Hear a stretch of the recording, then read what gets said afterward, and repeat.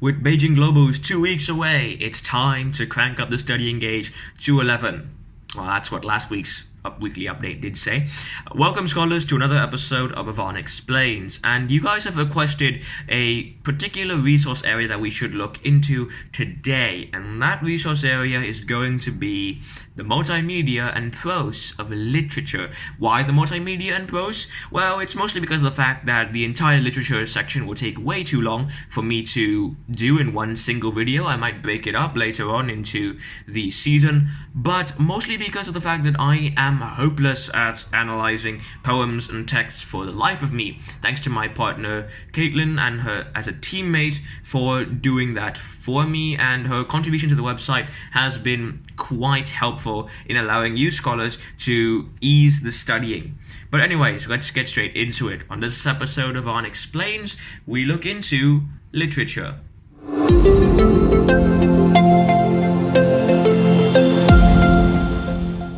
So, a quick announcement before we start. With Beijing Globals less than 2 weeks away, I hope to see many, if not most of you there. I will be available at the cultural fair and during the free day for seniors. And obviously, if you're a senior, then you can probably find me during the opening and closing ceremonies. If you're a junior, I hope to see you at the cultural fair, which is, I believe, on the 22nd, if not mistaken. But we'll have to check that out for ourselves. Now, let's get straight into it.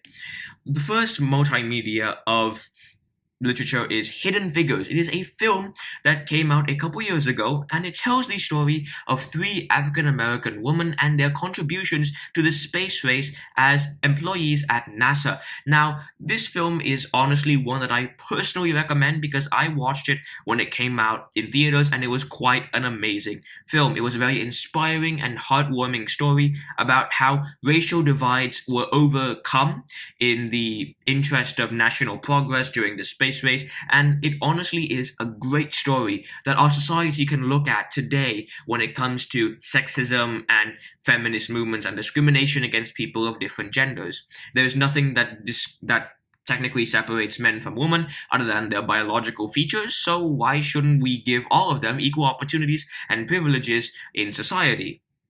Anyways, next up is Be If I Should Have a Daughter by Sarah Kay. This is actually a TED Talk, and it's very similar to spoken word poetry like Alex Dang did in his own poem.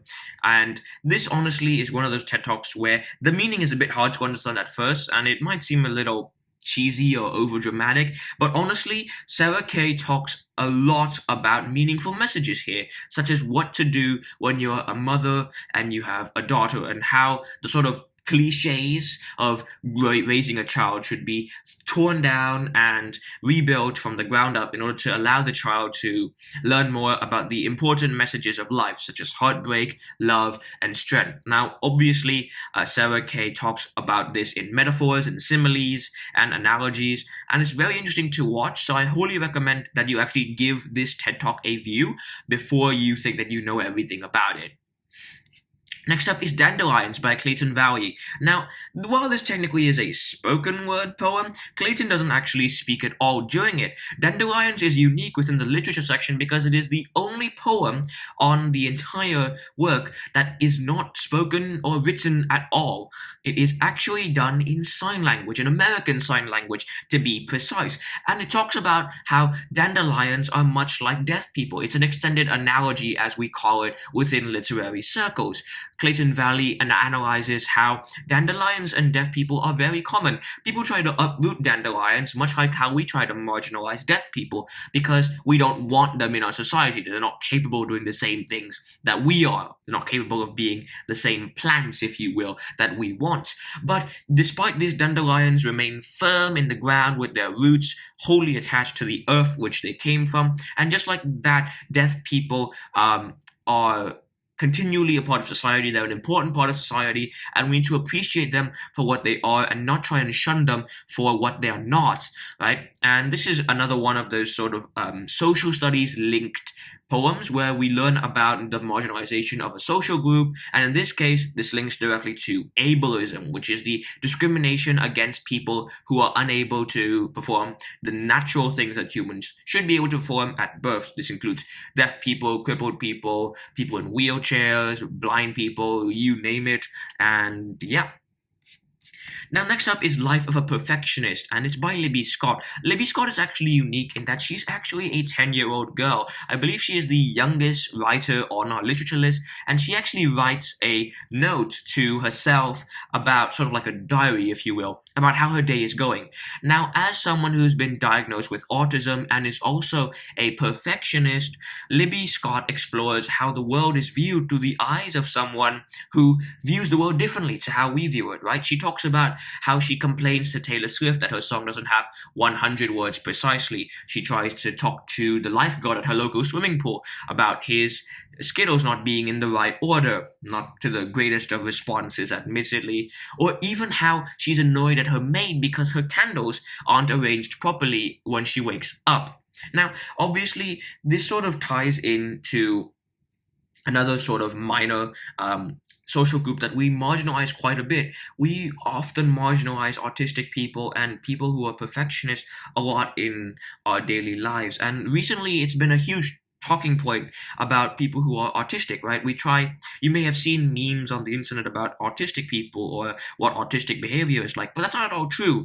As a person who has an autistic sister who's on the autism spectrum, I can tell you that being autistic is honestly something that we should appreciate within our lives, because these people see the world in different ways to us, and sometimes it's nice to have a fresh perspective on things that rather than how humans normally see the world. Next up is On Middle School Misery by John Green. Yes, that John Green of Crash Course, which is another channel I recommend you check out if you have the time, if you want to learn about some interesting concepts. But On Middle School Misery is about the actual experience of John Green in middle school. Now, it's a video about 3 minutes long. It's about on a train in New York, and he tells the story of how his middle school years weren't the best of his life, like people say they should be. And as a former middle schooler, and as some of you middle schoolers, scholars out there might know, that's true. Your middle school is nowhere near going to be the best years of your life, and it really shouldn't be an effort or a priority for you to make it the best years of your life. People in middle school often get bullied or victimized or marginalized even, like John Green, because he was a nerd. Yeah, fellow nerds. Like in his middle school, and obviously in an American middle school, maybe that draws more attention than, say, in an Asian middle school or in a European middle school. But he talks about how you need to find strength with the people who support you, your best friends, your parents, and your teachers who are willing to stand up for you and stand together with you against those who wish to shun you. And this is sort of like an analogy, if you will, a reflection of what society should be like. We should band together against those who wish to discriminate against a certain group just because of some ridiculous reason that they think is valid. Next up, and finally from Multimedia, is The Giving Tree by Shel Silverstein. Now, many of you probably heard of this book before you even saw it on the World Scholars Cup curriculum. It's a very simple children's picture book that I remember reading way back in elementary school, and it tells the story of an apple tree and a relationship with a boy. The apple tree is actually personified and breathed life into by Shel Silverstein. Now, throughout the book, the boy constantly asks for many things, from the tree's stump to the tree's leaves to the tree's apples to even the tree's branches. And it's interesting to see how this is sort of a reflection of how friends can initially turn out and then how they can end, right? Friendships aren't always going to be true or great. You're going to have those fake friends who you love to play with you for a little while in the beginning and are honestly the best people in your life for a couple of months, and then they're going to take advantage of you for who you are and what you're good at, and then they're going to abandon you and forget about you within a year or something, right? This is Shel Silverstein's way of communicating how friendships and also how human selfishness can be sort of reflected in the natural world. Fun fact, this book was actually banned from Colorado, that US state, and several other states because people believed it was extremist in its views on how humans viewed nature and how we exploited nature. But I honestly think, no offense to Americans, but for a country that has done the most, if not one of the most things to ruin our climate, you guys should probably start reading this book now and learning a lesson from it. Just a hint, or, don't deny climate change because it is happening in the world. We are going to go to Beijing, one of the most polluted one of the most polluted cities in the world for globals. So, yeah, might as well read this book if you want to learn about climate change. Anyways, moving on to Prose. So first of all, for Prose, we have Fitting In by Max Gladstone. Now, this is a book that's part of the Wild Cards universe, and it tells the story of Robin Ruttiger, a superpowered person who has tried to fit in, but can't quite do so because of the fact that, well, he's a superpowered person. He has the ability to stretch, much like Elastigirl from The Incredibles. And because of this, people shun him because they don't quite want to be associated with someone who can stretch very far or who is more innately powered, if you will, than other people. And this is sort of reflected in society, right? We don't always discriminate against people who are unable to do the things that we are. We also discriminate against people who do things at a much faster rate or in a much more natural way than we are. You may have heard of some of the most smartest minds in history, Albert Einstein, Stephen Hawking, and Isaac Newton, being discriminated against for their extreme intelligence. And even we have athletes who are the center of media attention the moment they do something wrong, right? Just because we have heightened skills or more sort of apparent sort of qualities than normal humans doesn't mean we should be a target for marginalization or attention whenever we do something that's mildly wrong. Next up is Invisible Man by Ralph Ellison.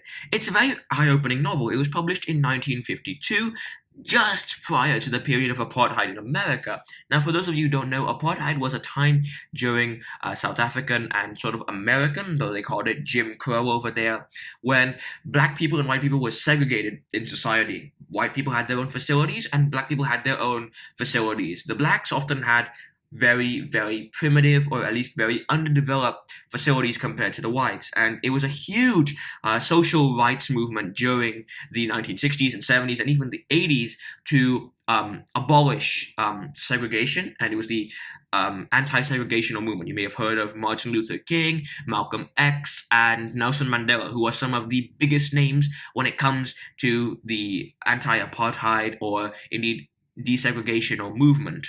Now, Invisible Man explores the lens of this movement through the eyes of a normal black person in American society.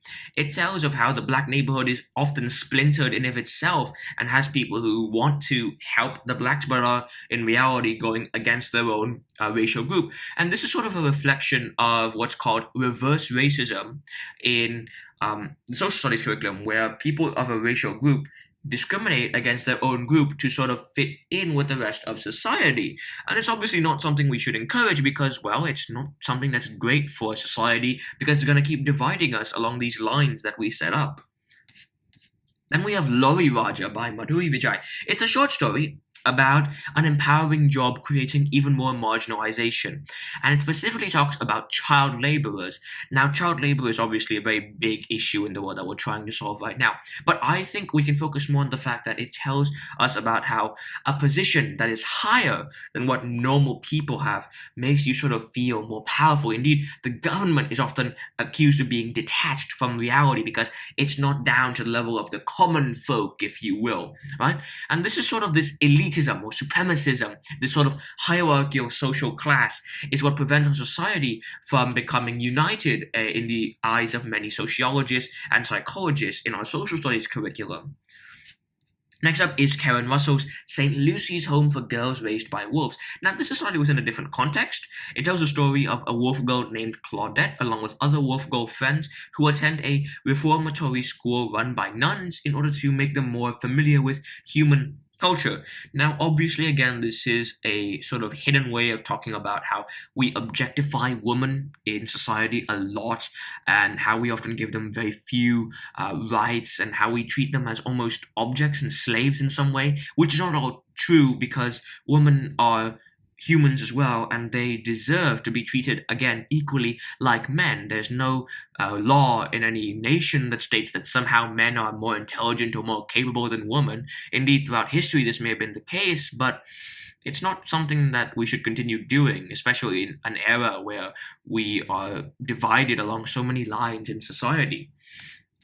Next up is The Bicentennial Man by world famous, or at least World Scholars Club famous author Isaac Asimov. Now, the Asimov award obviously is named after him, and it tells the story of a android by the name of Andrew Martin, and it tells his 200 years of struggles and inner conflicts to become human. Now, Isaac sort of tells the story of how in the future, when we have androids and robots looking after us, that our society is going to have to find a way to interact with them.